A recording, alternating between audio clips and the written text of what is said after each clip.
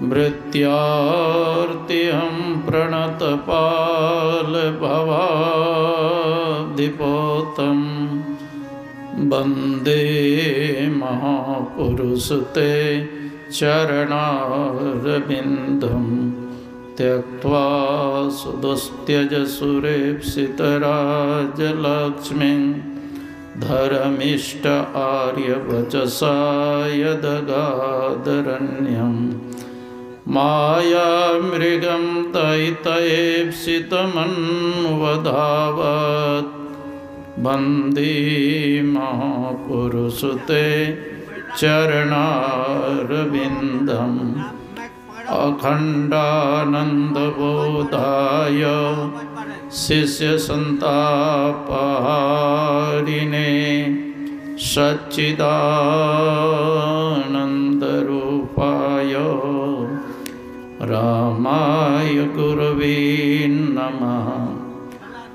पूज्यपाद गुरुजन, उपस्थित माताएं, भक्तिमती बहनों, मुदमंगलमय संत समाज, आइए सब मिल करके भगवान नाम का संकीर्तन करें, जिससे हम लोगों का आलस्य दूर हो जाए।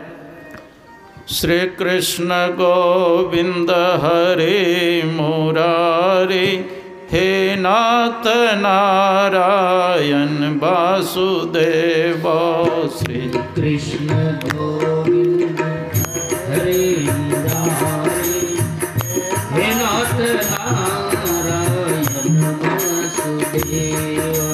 श्री कृष्ण गोविंद हरे मुरारी, हे नाथ नारायण वासुदेव। श्री कृष्ण गोविंद हरे मुरारी, हे नाथ नारायण वासुदेव। हे नाथ नारायण वासुदेव, हे नाथ नारायण वासुदेव। हे नाथ नारायण वासुदेव, हे नाथ नारायण वासुदेव। हे नाथ नारायण वासुदेव, हे नाथ नारायण वासुदेव। हे नाथ नारायण वासुदेव, हे नाथ नारायण वासुदेव। श्री कृष्ण गोविंद हरे मुरारी, हे नाथ नारायण वासुदेव। श्री कृष्ण गोविंद हरे मुरारी, हे नाथ नारायण वासुदेव। श्री कृष्ण गोविंद हरे मुरारी, हे नाथ नारायण वासुदेव। श्री कृष्ण गोविंद हरे मुरारी, हे नाथ नारायण वासुदेव। हे नाथ नारायण वासुदेव, हे नाथ नारायण वासुदेव। हे नाथ नारायण वासुदेव, हे नाथ नारायण वासुदेव। हे नाथ नारायण वासुदेव, हे नाथ नारायण वासुदेव। हे नाथ नारायण वासुदेव, हे नाथ नारायण वासुदेव। श्री सद्गुरु महाराज की जय। गुरु महाराज की असीम कृपा से हम लोग 2 दिवसीय संत मत सत्संग में बैठे हुए हैं। संत मत सत्संग के द्वारा एक ईश्वर भक्ति का प्रचार प्रसार किया जाता है। अभी हम लोगों ने योग सिखोपनिषद से पाठ श्रवण किया। मुक्ति के संबंध में। संत महात्मा कहते हैं जीते जिंदगी मुक्ति को प्राप्त करो। शास्त्र में 4 प्रकार की मुक्ति का वर्णन मुक्ति को उपनिषद में भगवान श्री राम हनुमान जी को समझाए। चतुर्विधा तो या मुक्ति मदोपासनया भवेत यं कैवल्य मुक्तिस्तु केनोपायनो सिद्धति मांडुकमाकमेवा नाम मुमुक्षूणाम विमुक्तये। भगवान कहते हैं कि मेरी उपासना के द्वारा भक्त लोग 4 प्रकार की मुक्ति को प्राप्त करते हैं। 4 प्रकार की मुक्ति कौन कौन होता है? सालोक्य मुक्ति, समीप्य मुक्ति, सारोप्य मुक्ति और सायुज्य मुक्ति। सालोक्य मुक्ति उसको कहते हैं उपास देव की लोक की प्राप्ति। जैसे भगवान विष्णु के कोई उपासना करते हैं और उपासना करते करते भगवान विष्णु के लोक को प्राप्त कर लिए, या भगवान शंकर की उपासना करते हैं और उसकी उपासना करते करते भगवान शिव के लोक को प्राप्त किए। ब्रह्मा जी की उपासना करते करते या ब्रह्मलोक की उपासना किए तो ब्रह्मलोक को प्राप्त किए। उस लोक में चला जाना उसको कहते हैं सालोक्य मुक्ति। और सामीप्य मुक्ति किसको कहते हैं? भगवान की समीपता प्राप्त कर लेनी। जैसे एक होता है मुख्यमंत्री है, दूसरा उप मुख्यमंत्री होता है कि नहीं? हाँ, बगल में बैठे रहते हैं। उसी प्रकार भगवान के समीप प्राप्त हो जाना, इसको कहते हैं समीप्य मुक्ति। और सारूप्य मुक्ति उसको कहते हैं भगवान के सदृश रूप प्राप्त कर लेना। जैसे भगवान विष्णु पीताम्बर वस्त्र पहनते हैं, उसके 4 भुजाएं हैं, 4 भुजा में शंख चक्र गदा पद्म लिए रहते हैं कि नहीं? उसी प्रकार के रूप को प्राप्त कर लेना उसको क्या कहते हैं? सारूप्य मुक्ति। और सायुज्य मुक्ति उसको कहते हैं कि भगवान के शरीर में मिल जाना, उससे अलग नहीं रखना। कहते ये 4 प्रकार की मुक्ति होने पर भी आवागमन का चक्र समाप्त नहीं होता है। इसका उदाहरण मैं देता हूँ। देखिए, दृष्टांत इसलिए दिया जाता है कि पढ़े हो या अनपढ़ हो सबको समझ में आ जाए, है ना?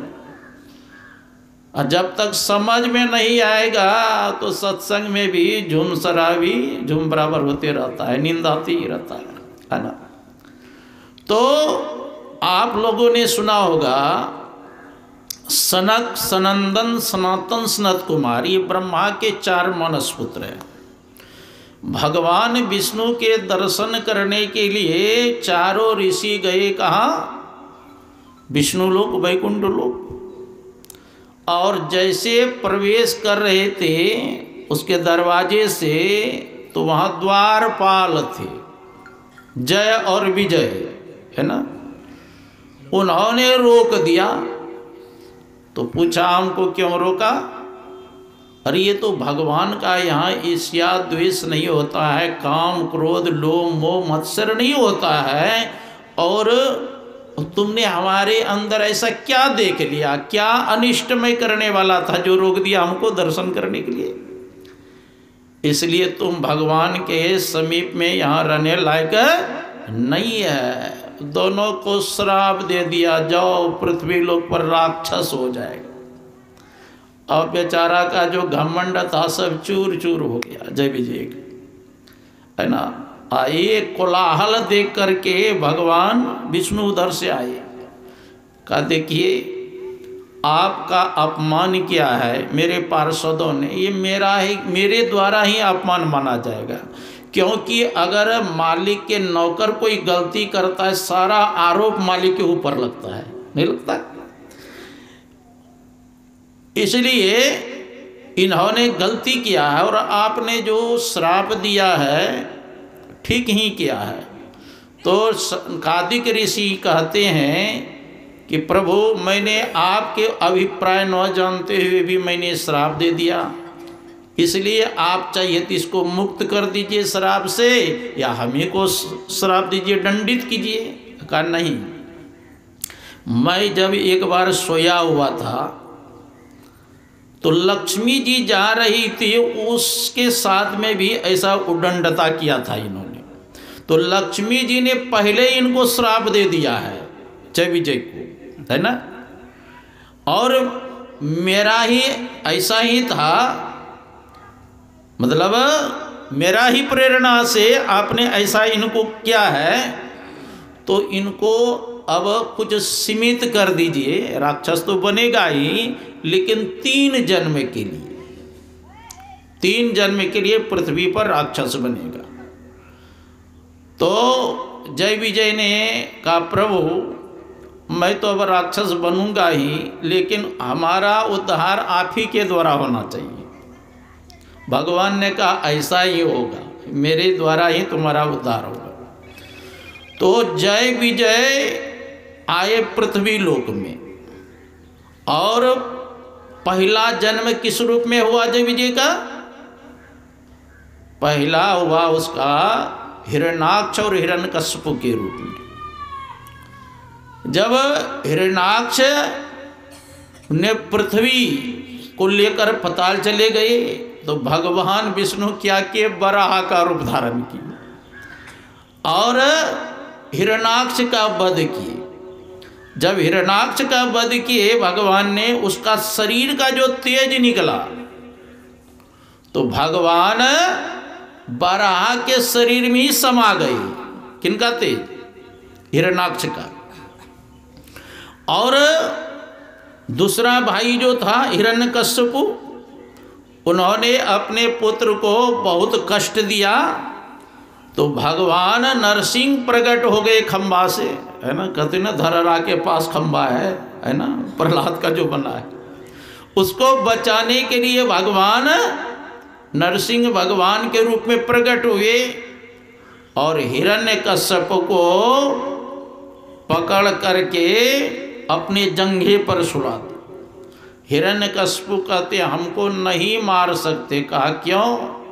तो अजर अमर है। कहा ब्रह्मा जी ने हमको वरदान दिया है। कहा क्या वरदान दिया है?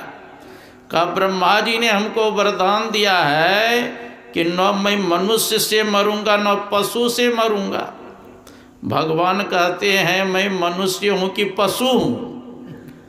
कहा आपका मुख तो शेर का है और शरीर मनुष्य का है, इसलिए आप नर और सिंह दोनों है। आप न पशु है न मनुष्य है। कहा और क्या वरदान मांगा है? कहा मैंने ब्रह्मा जी से ये भी वरदान मांगा हो, न दिन में मरूंगा न रात में। भगवान कहते अभी दिन भी नहीं है न रात, अभी संध्या बेला है। और क्या वरदान प्राप्त किया है? कहा भगवान से मैंने ये भी वरदान प्राप्त किया हो, न पृथ्वी पर मरूंगा न आकाश में मरूंगा। भगवान कहते न तो पृथ्वी पर हो न आकाश मेरे गोद में हो। और क्या वरदान मांगा है? कहा भगवान से मैंने यह भी वरदान मांगा हो, न घर के अंदर मरूंगा न घर के बाहर मरूंगा। भगवान कहते न तो घर के अंदर हो न घर के बाहर हो। ये बोलती है ना जो चौखट है उस पर तुम हो। और क्या वरदान मांगा है? कहा भगवान से मैंने ये भी वरदान मांगा हो कि 12 महीना के अंतर्गत मेरी मृत्यु न हो। सोचा 13वां महीना होगा न मरूंगा मैं। भगवान कहते हैं तुमको मारने के लिए 13वां महीना पैदा किया हूँ, अभी मले मास चल रहा है ना। मले मास 12 महीना के अंतर्गत नहीं आता है ना। एक्स्ट्रा महीना बनाए भगवान ने हिरण्यकश्यप को मारने का। और क्या वरदान प्राप्त किया है? कहा भगवान से यह भी वरदान प्राप्त किया हूँ, न अस्त्र से मरूंगा न शस्त्र से। भगवान कहते न तुमको अस्त्र से मारूंगा, न शस्त्र, नाखून देखते नहीं, इसी से कलेजा फाड़ूंगा। और उसी से कलेजा फाड़ दिए, उठा के पटक दिए। तो कहते हैं वहां पर भी हिरण्यकश्यप के जो शरीर से तेज निकला वो भगवान नरसिंह के शरीर में समा गए। फिर वही हिरण्यकश्यप हिरण्याक्ष का दूसरा जन्म हुआ है ना, वह रावण के रूप में और कुंभकर्ण के रूप में। तो भगवान श्री राम ने रावण का वध किया तो उनके शरीर से जो तेज निकला भगवान श्री राम के शरीर में समा गए। और कुंभकर्ण का भी वध किया भगवान ने, उनका भी तेज आकर के भगवान के शरीर में समा गए। अब तब वही रावण कुंभकर्ण द्वापर युग में आए। किस रूप में? शिशुपाल और दंतवक्त्र के रूप में। तो शिशुपाल का भी वध कौन किया था? भगवान कृष्ण ने। और उनका जो शरीर से तेज निकला भगवान कृष्ण के शरीर में समा गई। और वही बगल में बैठे हुए तो युधिष्ठिर, वो नारद बाबा से कहते हैं कि ये शिशुपाल का जब जन्म हुआ था, जब बढ़िया से बोल नहीं पाता था, तोतलाता था और पानी पी पी करके भगवान को गाली देता था, ऐसे व्यक्ति का जब शरीर छूटा तो भगवान के शरीर में कैसे समा गई? तो नारद जी कहते हैं ये और कोई नहीं है, भगवान के पार्षद ही है। 3 जन्म के लिए इनको राक्षस योनि में आना पड़ा था। और दंतवक्त्र का जब वध किए भगवान कृष्ण, उनका जो भी तेज निकला भगवान कृष्ण के शरीर में समा गए। मेरा कहने का मतलब ये है विप्राय कि देखिए भगवान के शरीर में तेज समा गए, फिर भी जन्म मरण का चक्र छूटा, हाँ आवागमन का चक्र छूटा। और सबसे बड़ा दुख क्या है? गुरु महाराज कहते हैं आवागमन सम दुख दूजा है नहीं जग में कोई, इसके निवारण के लिए प्रभु भक्ति करनी चाहिए। बार बार जन्मना और बार बार मरना, इसी को आवागमन कहते हैं। पुनरपि जननम पुनरपि मरणम पुनरपि जननी जठरी सेना। बार बार जन्मना और मरना यही दुख का कारण है। तो संतों ने कहा एक मुक्ति और है जिसको कैवल्य मुक्ति कहते हैं, जिसको विदेह मुक्ति कहते हैं। कैवल्य मुक्ति कैसे प्राप्त होता है? हाँ, गुरु महाराज के वचन में है अस्थूल सूक्ष्म कारण महाकारण कैवल्य हु के पार। अस्थूल शरीर से पार करना पड़ेगा, सूक्ष्म शरीर से पार होना पड़ेगा, कारण शरीर से महापार होना पड़ेगा, महाकारण शरीर को पार करना पड़ेगा, कैवल्य शरीर को पार करेंगे तब मुक्ति है ना। और उसको मुक्ति प्राप्त करने के लिए यही संत मत के 4 साधना करना पड़ेगा। मानस जप, मानस ध्यान, दृष्टि योग और सूरज शब्द योग द्वारा सर्वेश्वर की भक्ति करके अंधकार प्रकाश और शब्द तीनों पर्दों से पार जाना। 4 ये साधना करेंगे तब अंधकार प्रकाश शब्द 3 पर्दा को पार करेंगे। अब 5 शरीर को पार करेंगे तब इस जीव की मुक्ति होगी, है ना। देखो ये आत्मा जो है ना, आत्मा ही 5 कोष के अंदर आ जाने के कारण इसको जीव कहा गया। अब 5 कोष कौन कौन है? अन्नमय कोष, प्राणमय कोष, मनोमय कोष, विज्ञानमय कोष, आनंदमय कोष। 5 कोष आत्मा जीव नाम कहिए, ये 5 कोष के अंतर्गत जो आत्मा आ गया उसी का नाम जीव पड़ गया। जीव के ऊपर कितना पर्दा है? अंधकार प्रकाश शब्द 3 पर्दा। अभी पाठ में हम लोग पढ़े ना, घट तम प्रकाश व शब्द पट त्रय जीव पर है छारे। ये जीव के ऊपर अंधकार प्रकाश और शब्द 3 पर्दा और 5 शरीर है, स्थूल सूक्ष्म कारण महाकारण कैवल्य, और 14 इंद्रियां से युक्त है यह जीव। कितना इंद्रियां? 14।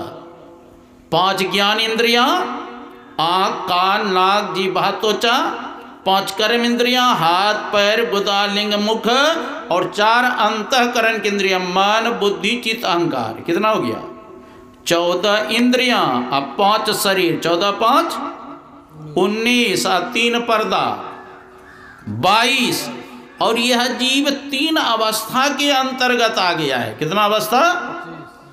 जागृत अवस्था में जीव दोनों नेत्र के बीच में रहता है, स्वप्न अवस्था में जीव कंठ में आ जाता है, और सुषुप्ति अवस्था में जीव हृदय में आ जाता है। तो 22 और 3 अवस्था हो गया। 22 3 कितना हो गया? 25। और यह जीव कहाँ है? कहते बिंदु मध्य च जीवात्मा सूक्ष्म रूपेण वर्तते। बिंदु के मध्य में यह जीव आ गया।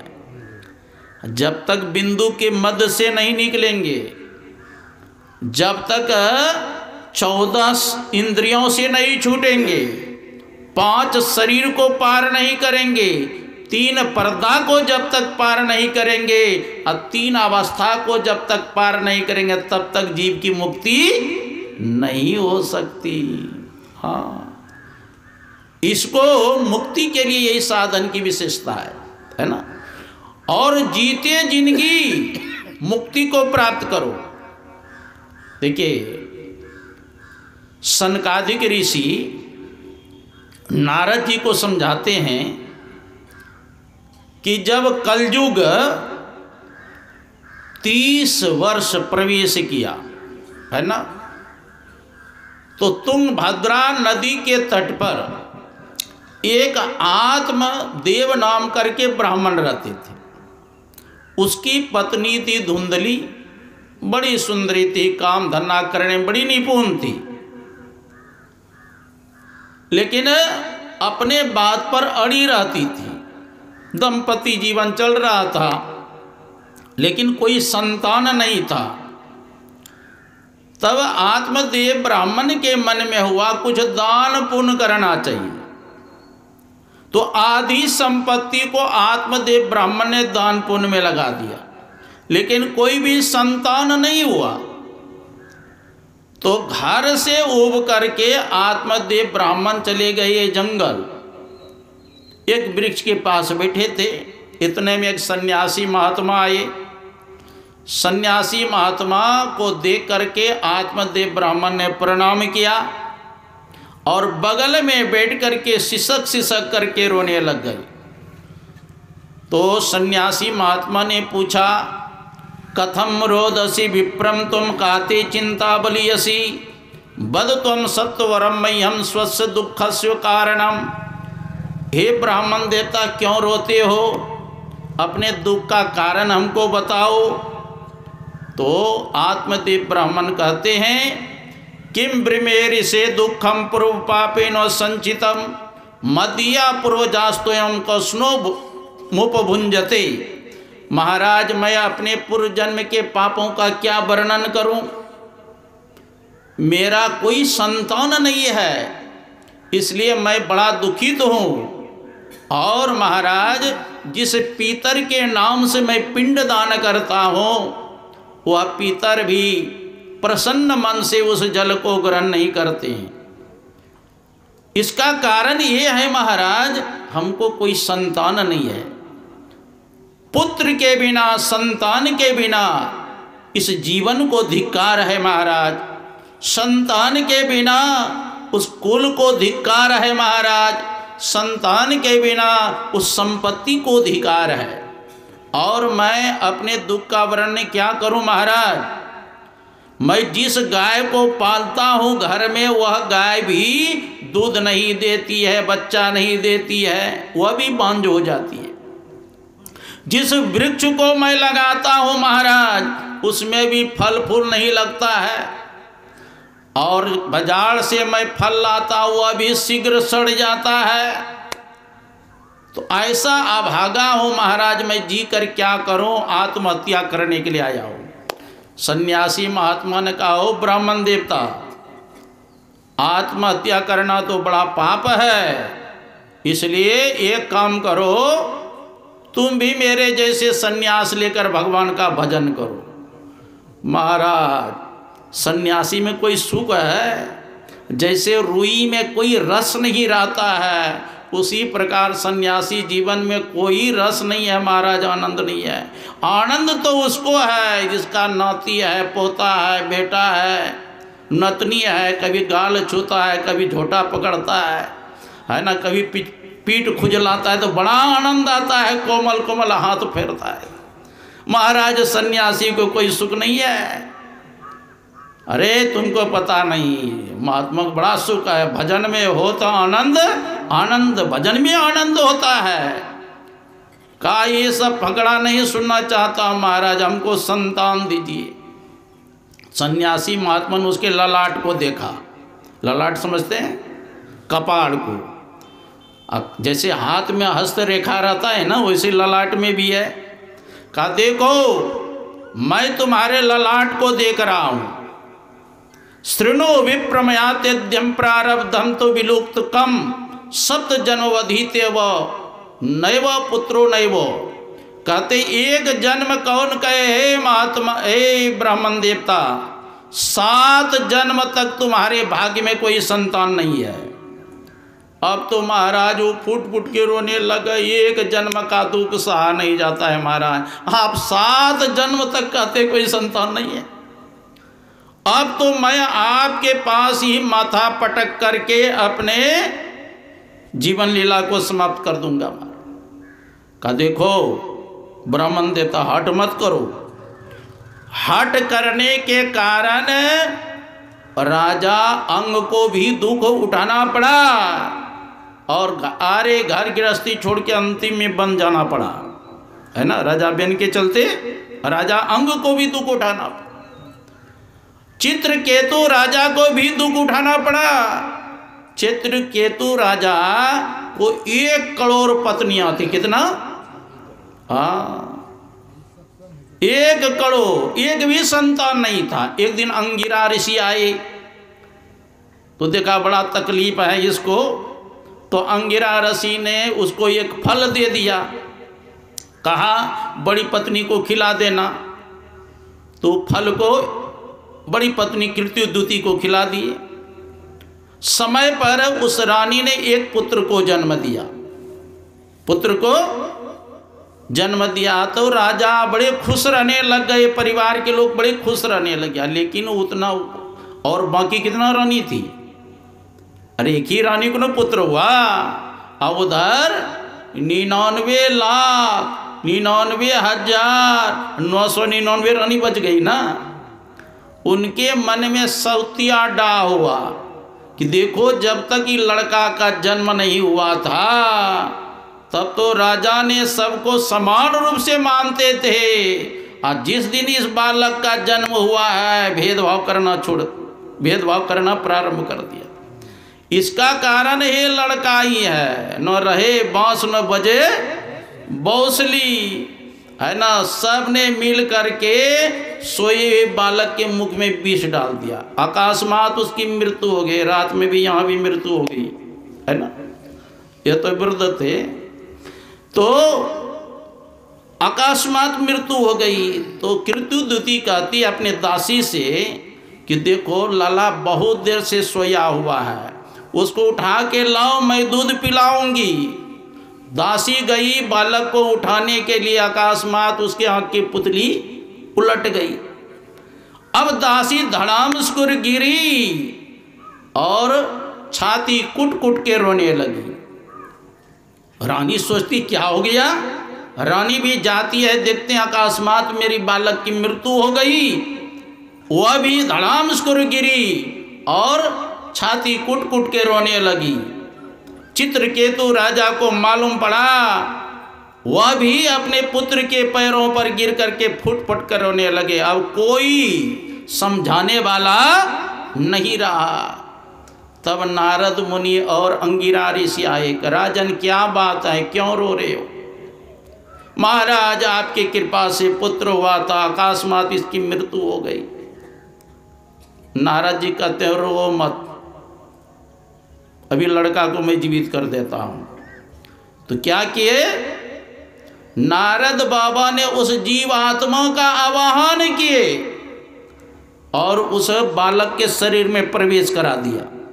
बालक जीवित हो गए। हम माता पिता सगे संबंधी सब खुश हो गए, प्रसन्न हो गए। नारद जी कहते हैं अरे बालक तू कहाँ चला गया था? देखो तुम्हारी माँ रो रही थी, तुम्हारे पिता रो रहे थे, सगे संबंधी वाले रो रहे थे, कहाँ चला गया था?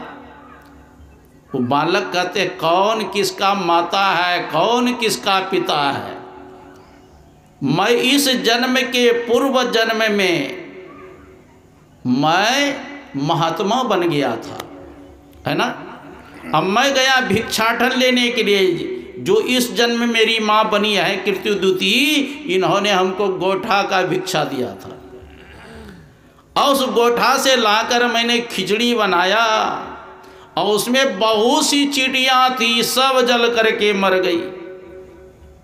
वही सब चींटियाँ जो मरी है ये हमारी सौतेली माँ बनी है। कितना? 99,99,999 और एक अपनी माँ निज माँ है ना। तो पहले मैं महात्मा था और जिस जिस योनि में मैं गया उस योनि में मेरे माता थे, पिता थे, भाई थे, सगे संबंधी थे। और इस जन्म में हम मेरी माँ बनी है, पिता बने हैं। तो किस जन्म के मैं बताऊं? अरे कभी यही पुत्र बाप बन करके आ जाता है, बाप कभी पुत्र बन जाता है, कभी दादा पोता बन करके आ जाता है, पोता दादा बन जाता है। क्योंकि जीव न स्त्री है न पुरुष है ना। यह कह करके जीवात्मा फिर निकल के चले गए। बड़ा वैराग्य हुआ चित्रकेतु राजा को। पुत्र के पुत्रेष्टि यज्ञ करके अंतिम में जंगल चले गए, भगवान का भजन करके अपने आत्म कल्याण किए। राजा सगर के कपिल भगवान के दृष्टि मात्र से 60,000 पुत्र उसका जल के भस्म हो गए। बताओ किसी के घर में एक पुत्र मर जाता है तो कितना छाती कूटते हो, और जिसका 60,000 पुत्र मर गया वो कितना कूटेगा समझिए। हाँ, इसलिए संतान का हट मत करो। कहते महाराज हम ये सब फगड़ा नहीं सुनना चाहते, आप हमको संतान दीजिएगा कि नहीं दीजिएगा, नहीं तो आपके चरणों में माथा पटक करके मैं आत्महत्या करूं। महात्मा पड़ गए फिर में। तब महात्मा कुछ सोच समझ करके तस्याग्रह समालोक्य फल में एकम स्वदत्तवान इदम भक्ष पत्निया तम ततः पुत्रो भविष्यति, ऐसा कह करके सन्यासी महात्मा ने एक फल दे दिया। कहा जाओ अपनी पत्नी को खिला देना। आए आत्मदेव ब्राह्मण, तो जब जाने लगे महात्मा कहते सुनो सुनो ब्राह्मणता, थोड़ा पत्नी से कहना कुछ नियम धर्म का पालन करने के लिए। तो कहा क्या कहूं? सत्यम शौचम दयादानम एक भक्तम तो भोजनम वर्ष विधि स्त्रिय कार्यम तेनो पुत्रोति निर्मलः।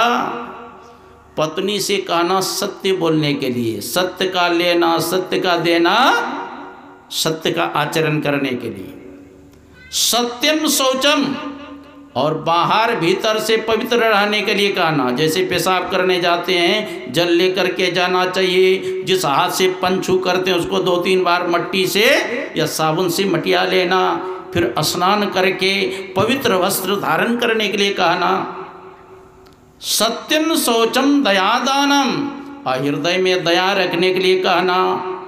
और दान देने के लिए भी कहना, सत्यम शौचम दयादानम एक भक्तम तु भोजनम, और 24 घंटा में एक ही बार अन्न खाने के लिए कहना, है ना।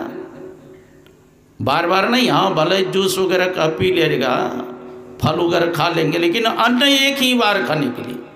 वर्ष विधि स्त्रिय कार्यम तेनो पुत्रोति निर्मलः, अगर 1 वर्ष तक तुम्हारी पत्नी नियम का पालन करेगी तो दिव्य पुत्र होगा, अलौकिक पुत्र होगा, माता पिता का भक्त पुत्र होगा, देश के भक्त पुत्र होगा, समाज के भक्त पुत्र होगा। यह कह करके दे दिया फल। वो आए खुशी खुशी में अपनी पत्नी को दे दिया और नियम बता दिया। अब धुंधली सोचती है महात्मा का दिया हुआ फल खाए कि नहीं खाए। अनेक प्रकार से तब तक उसकी बहन आ गई और सारी घटना बता दी। बहन कहती है देखो ये फल जो महात्मा ने दिया है ना, इसको गाय को खिला दो। मेरे पेट में बालक है, जब मैं बालक को जन्म दूंगी अपने पति के द्वारा तुम्हारे पास में भेजवा दूंगी, और हमारे पति को कुछ रुपया दे देना, है ना, तो हमारे पति मना नहीं करेंगे। उनकी बहन ने जैसी समझाई वैसी मान गई। आए आत्मदेव ब्राह्मण स्नान करके पूछा फल खा लिया, तो झूठ बोल गई कि हाँ मैंने खा लिया। खाई नहीं है, वो दे दिया था किसको? गाय को खिलाने के लिए। समय पा करके उनकी बहन को पुत्र हुआ, अपने पति के द्वारा धुंधली के पास भेजवा देती है पुत्र को। और कुछ दिन के बाद गाय को जो फल खिलाया था, गाय ने भी दिव्य पुत्र को जन्म दिया।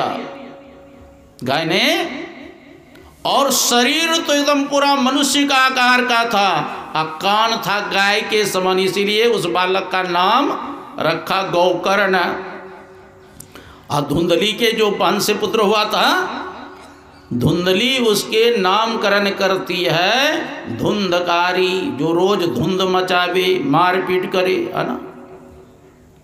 अब दोनों बालक स्नेह स्नेह बढ़ गया, और धुंधकारी जो बड़ा भाई था वह शराब पीता था, जुआ खेलता था, नशों करता था, दूसरे के घर में आग लगा देता था, किसी के बालक को गोद में लेता था और झट कुआं में डाल देता था,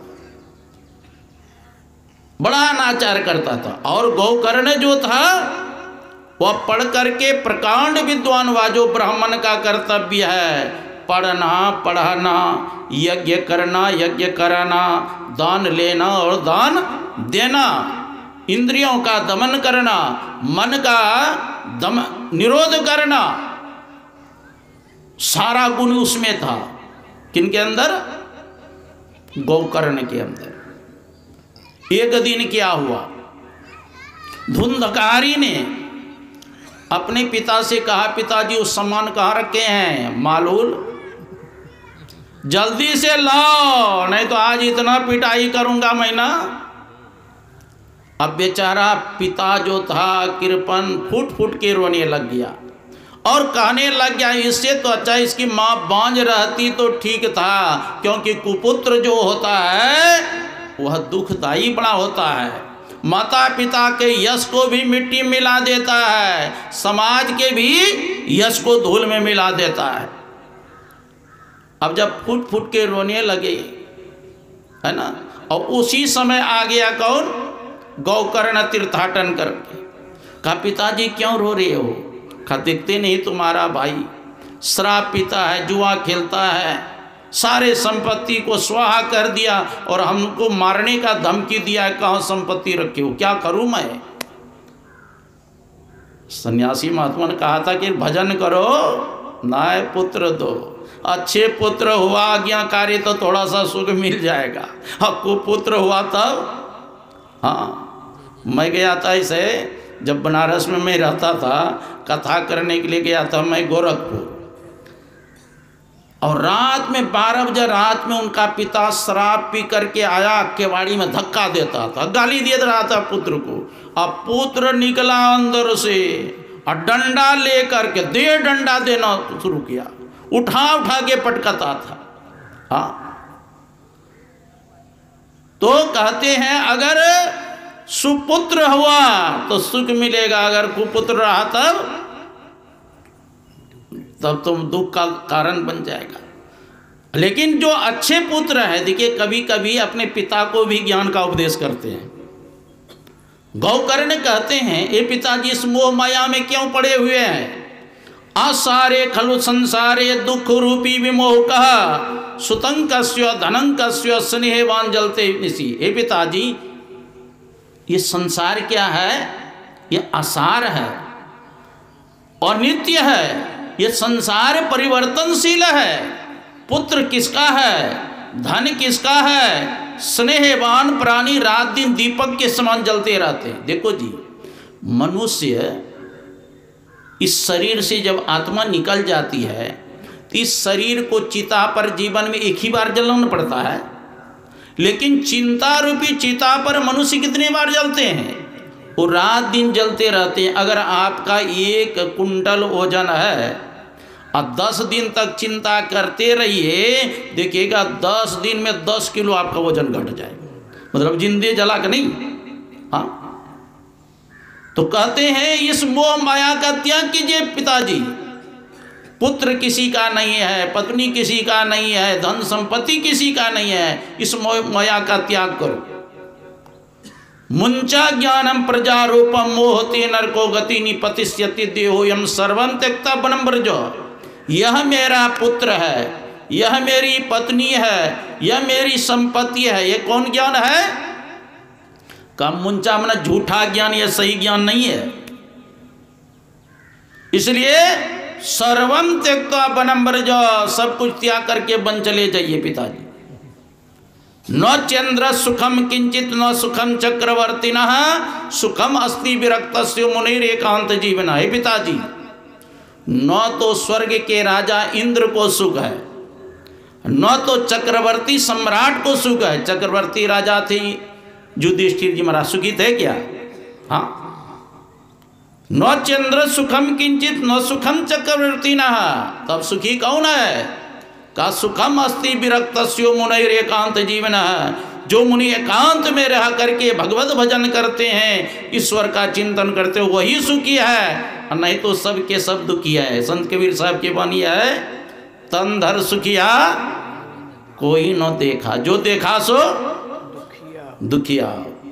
उदय अस्त की बात कहतु है, सबका किया विवेका हो। घाट है बाढ़ है सब जग दुखिया, त्यागी रही बैरागी हो। सुखदेव आचार दुख के डर से गर्भ से माया त्यागी हो। जोगी दुखिया जंगम दुखिया, तपसी को दुख दूना हो। आशा तृष्णा सबको व्यापे, कोई महल न सुना हो। साच कहो तो कोई न माने, और झूठ कहा नहीं जाई हो। अब ब्रह्मा विष्णु महेश्वर दुखिया, जिनिया रहा चलाई। अब दो दुखिया भूपति दुखिया, रंग दुखी विपरीति हो। और कहे कबीर सकल जग दुखिया, संत सुखी मन जीती हो।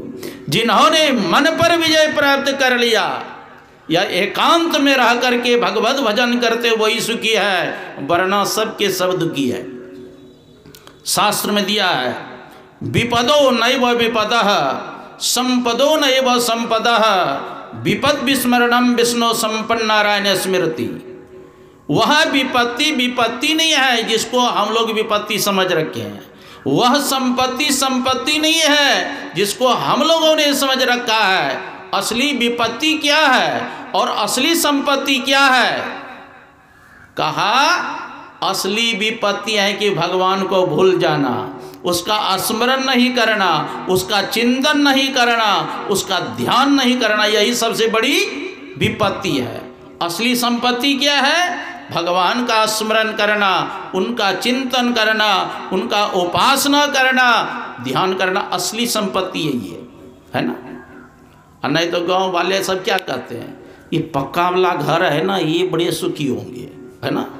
निर्धन कहे धनवान सुखी, और धनवान कहे सुख राजा को भारी, राजा कहे चक्रवर्ती सुखी, और चक्रवर्ती कहे सुख इंद्र को भारी, इंद्र कहे चतुरानन सुखी, और चतुरानन कहे सुख विष्णु को भारी, और तुलसीदास बिचारी कहे संतोष बिना सब जीव दुखारी। गौ धन गज धन बाज धन और रतन धन खान, और जब आवे संतोष धन सब धन दूरी समान।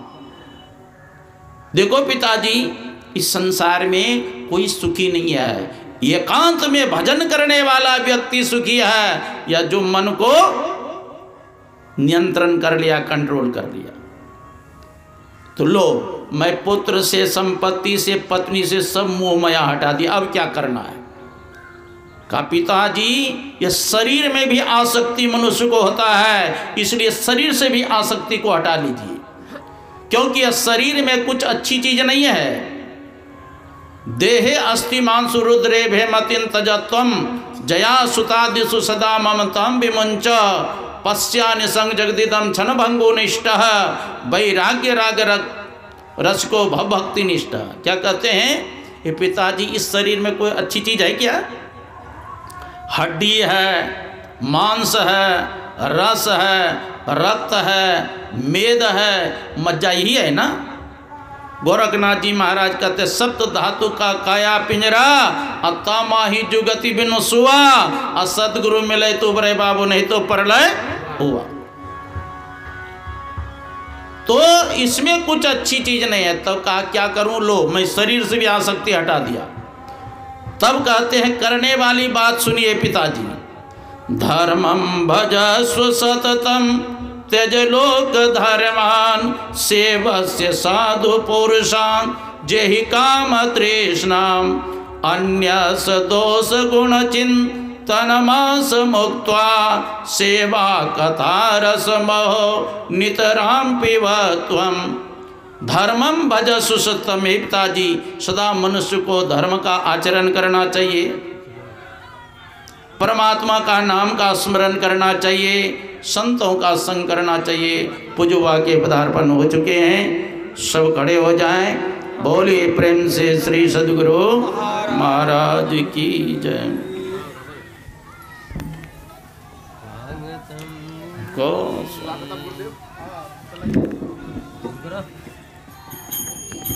श्री सद्गुरु महाराज की जय।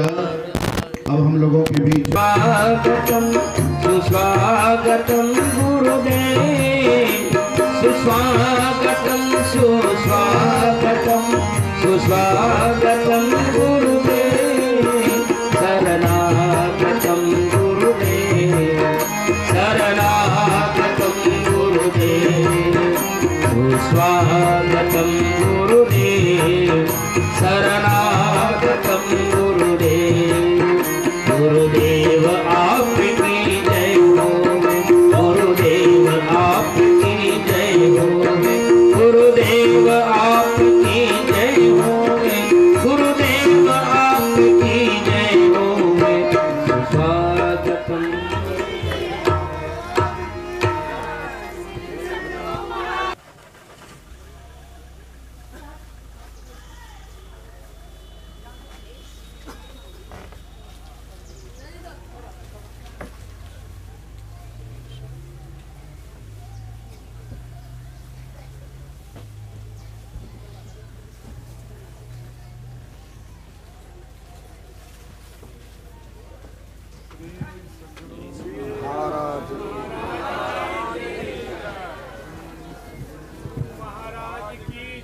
श्री सद्गुरु महाराज की जय। परम पूज्यपाद अपने आसन पर सद्गुरु महाराज को नमन कर अपने आसन पर आसीन हो रहे हैं। श्री सद्गुरु महाराज की जय। अब आप लोग अपने अपने स्थान पर बैठ जाएं। श्री सद्गुरु महाराज स्थान पर जो पदार्पण कर चुके हैं। तो मैं कह रहा था कि धर्मम भजस्व सततम त्यज लोक धर्मान सेवस्य साधु पुरुषां जय काम तृष्णाम अन्यस दोष गुण चिंतन मास मुक्त्वा सेवा कथा रस मोहो नितराम पिबत्वम। गौकर्ण कहते हैं पिताजी, मनुष्य को सदा धर्म का आचरण करना चाहिए, सत्संग करना चाहिए, भगवान का स्मरण करना चाहिए, इसी में जीव का परम कल्याण होगा। पुत्र के उपदेश को सुन करके आत्मदेव ब्राह्मण जंगल चले गए और अपने मन को भगवान के नाम में लगा करके उन्होंने आत्मकल्याण किए। धुंधली को एक दिन रात्रि में बहुत पिटाई किया धुंधकारी ने। पुत्र के उपद्रव को देख करके कुआं में गिर करके वह धुंधली मर गई। और इस दृश्य को देख करके गौकर्ण को न सुख हुआ न दुख हुआ। सुख दुख के समय कृत्वा लाभा लाभो जया जयो। वो सुख में दुख में हानि में लाभ में सब में समान रहते थे। तीर्थाटन करने चले गए। अब इधर घर में बच गया धुंधकारी। 5 वेश्याओं को घर में ले आया और दूसरे के घर में डाका डालता था। एक दिन वेश्या देखती है आज बहुत सामान लाया है, राजा को मालूम हो जाएगा तो धुंधकारी को मृत्यु दंड तो देगा ही, उनके संग में रहने के कारण हम लोगों को भी मृत्यु दंड मिलेगा। तो एक दिन धुंधकारी को मारना है ही, तो गुप्त रूप में हम ही लोग क्यों नहीं मार डालें। तो 5 वेश्याओं ने मिलकर के धुंधकारी के हाथ पांव को बांध दिए।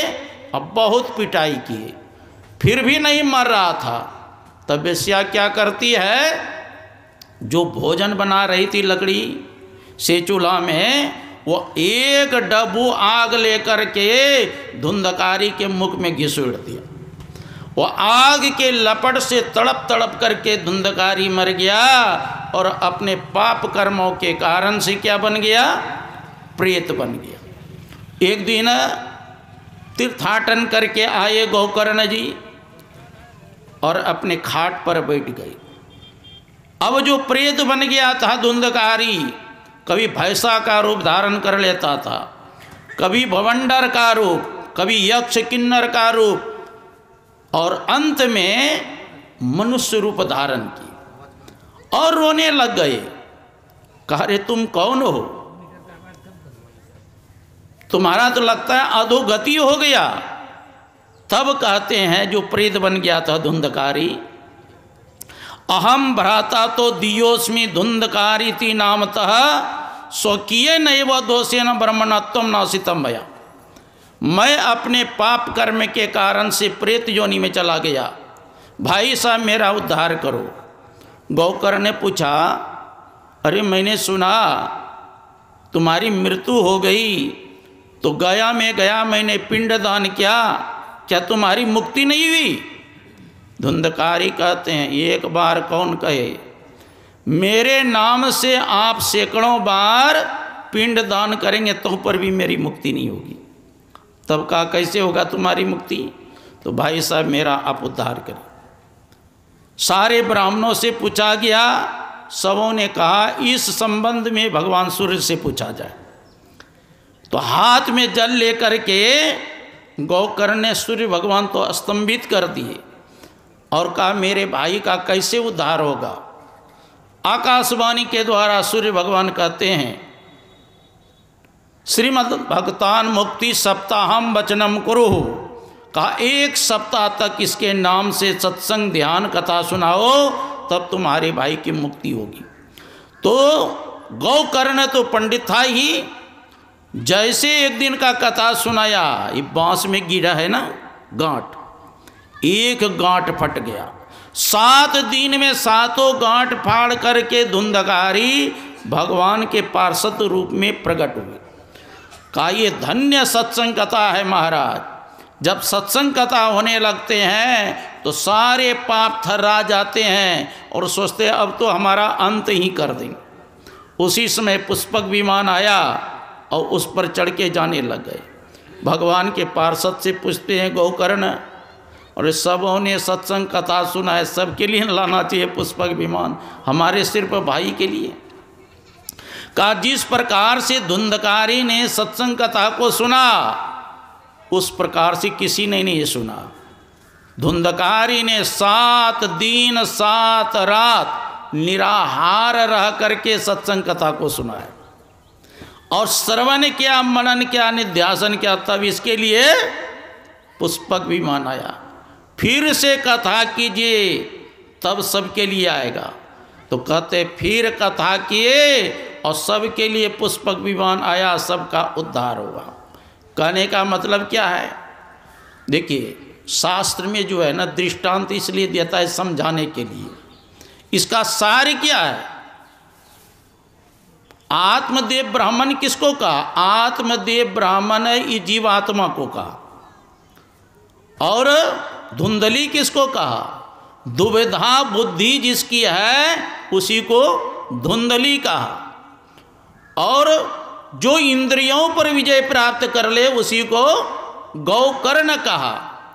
ये तुंगभद्रा नदी के तट, तुंग मतलब होता है तुंगभद्रा, है ना। तुंग मतलब होता है शरीर, अब भद्रा मतलब कल्याण करने वाला शरीर। यह मानव शरीर ही कल्याण करने वाला है, दूसरे शरीर से कल्याण नहीं होगा जीव का, है ना। और ग्रंथि क्या है? 7 ग्रंथि जो कहा, जड़ चेतन ही ग्रंथि पड़ गई यद्यपि मृषा छूटट कट नहीं। जड़ और चेतन की जब तक गांठ नहीं खुलेगा तब तक जीव का कल्याण होने वाला नहीं है। विशेष रूप से हम लोग पूज्य वाक्य मुखार शरण करें। बोलिए श्री सद्गुरु महाराज।